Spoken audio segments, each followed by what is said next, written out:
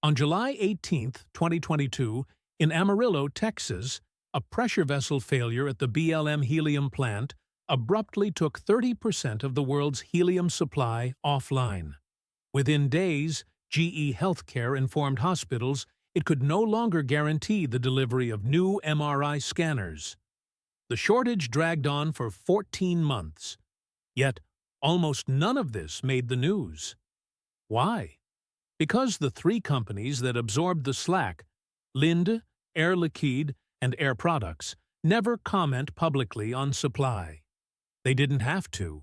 They just raised prices. This is the story of how a handful of companies quietly control the helium market and the consequences of their dominance. Helium is essential for more than just party balloons. It's critical in medical imaging, semiconductor manufacturing, and space exploration.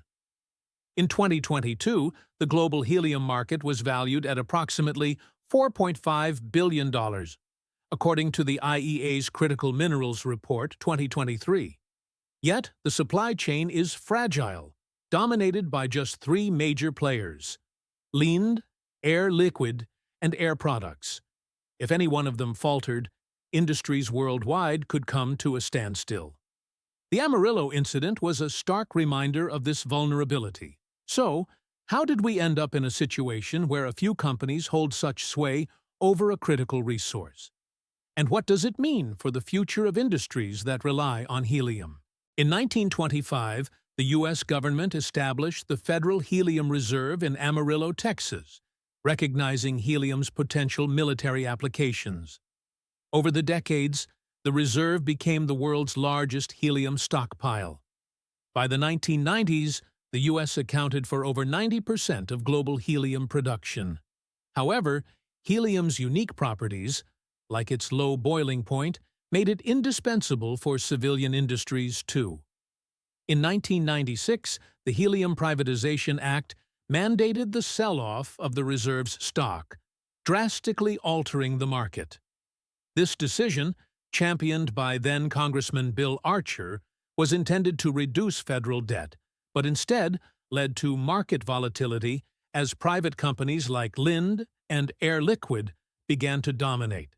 Today, Linde, Air Liquide, and Air Products control about 75% of the global helium market, according to Linde's 2023 annual report. Linde, founded in 1879 by Carl von Linde, became a leader in cryogenics and industrial gases. Air Liquide, established in 1902 in Paris, expanded rapidly post-World War II.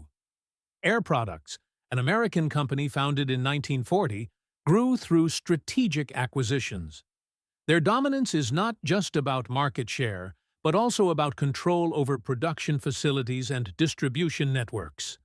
For instance, Air Liquide's facility in Ras Laffan, Qatar, is one of the largest helium production sites globally, capable of producing over 1.3 billion cubic feet annually.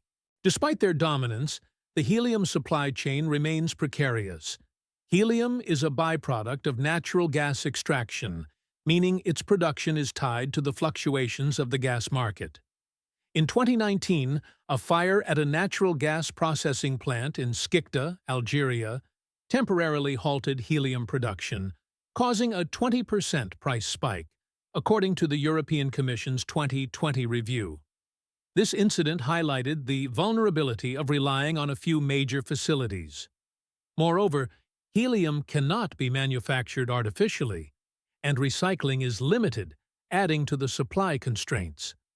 The irony is that while helium is the second most abundant element in the universe, it's surprisingly scarce on Earth. The economic impact of helium shortages is significant. In 2021, the price of helium rose by 135% compared to 2017 levels, as reported by the IEA's Critical Minerals Report 2024. This surge affected industries from healthcare to electronics. MRI manufacturers, like Siemens Healthineers, faced increased costs, which were passed on to hospitals and ultimately patients. Semiconductor companies also struggled, as helium is vital for maintaining the extreme conditions needed in chip production. The situation creates a paradox, As technological advancement accelerates, the demand for helium grows, yet the supply chain remains brittle and prices unstable. Looking ahead, the helium market faces both challenges and opportunities.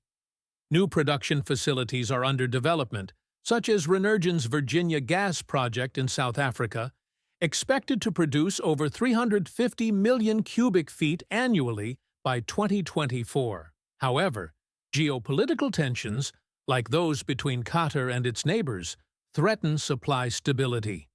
Additionally, the push for more sustainable practices may encourage recycling and more efficient usage.